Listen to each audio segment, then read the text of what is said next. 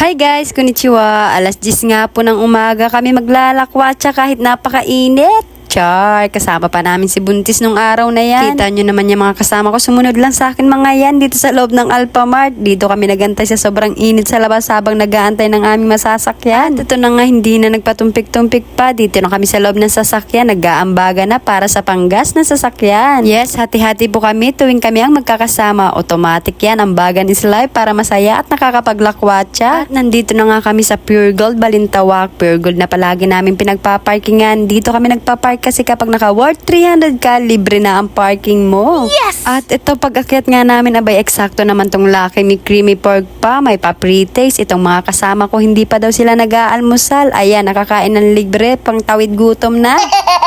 Ang lulupit din dumiskarte, no? Salamat kay ate na nagbabantay. Tinawag din kasi niya kami. Kaya ayan, naubos tuloy. Humabol pa nga itong si Kuya Alan. Kala mo, alak lang na iniinom eh, no? Pagkatapos ubusin yung pre-taste ni ate, sabay layas ang mga inday. Ang gagaling. At ito na nga guys, andito na kami sa bilihan ng mga pork, beef, chicken. Alam nyo ba guys, na kapag pupunta kami ng mga supermarket, ang una namin mga tinatanong is kung may bones sila. Bones ng manok. Mas nasasarapan kasi kami dun kasi gusto namin yung mabuto kaysa sa malaman. Mas masarap kasi nguyain yun guys, diba? At isa pa, murang-mura pa, kaso wala nga daw sila ngayon. Kaya ang kinuha namin itong tag 149 kilo na lang. Sa labas kasi medyo may kamahalan ng konti. Syempre medyo maging wise din tayo sa pamimili. Lalabas naman kami ngayon para mamili ng stock namin mga gulay for whole week. Hindi lang mga gulay, syempre meron din mga baboy. Ayan, dyan nga kami nakabili ng bias na nilagay namin sa munggo kahapon. Ang kulit nga nitong si Kim, ang galing tumawad. Yung ibang customer sa kanya natutuwa. Yung tipong 70 pesos yan, ginawang 50 pesos na lang. Ang galing, di ba?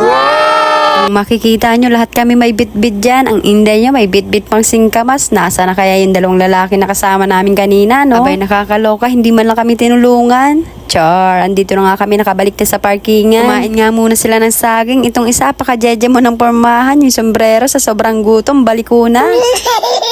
At ayan, napuno na nga ang likod ng sasakyan. Ang susunod naman namin destination ay sa Acacia, Malabon. Syempre, sino pa ba ang pupuntahan namin dito? Hulaan nyo. Char, dadayuhin nga ulit namin itong kusina ni Beng. Itong bulinggit na pagod nakakalakad. Game na game din kasi sa galaan. At ito na nga, nandito na kami sa Eskinita. Papasok sa kusina ni Beng. Habang nasa sasakyan kami ay nakapag-order na pala kami guys. Dahil kinontak na nga agad nitong hipag ko ang kanyang mother at sister. Itong si Janjan nga, apakasikaso naman talaga niyan. O, busy-busy sa paglagay ng lamesa at clip pan. Sabay nagluto na rin sa baba. Tinulungan na si Bunso magluto dahil marami na naman palang order. Habang kami dito sa loob, nagchichismisan lang at wala nang patumpik-tumpik pa. Andyan na nga ang aming order. Meron tayong mixed tapa budbod, daeng, siomay silog at Hungarian. Ayan nga ang aming mga pinaluto. Kanya-kanyang gusto. Habang kumakain nga kami, may konting chismisan. Ang topic nga namin dyan ay about kay Duterte. Pati nga sa buntis namin kasama, chinecheck nga namin palagi. Baka bigla kasing mga anak dito. Tingnan nyo naman yung mesa, parang binagyo, diba? At ito nga, nagpa-pizza si nanay kasi solid supporter daw kami ng kanyang kusina.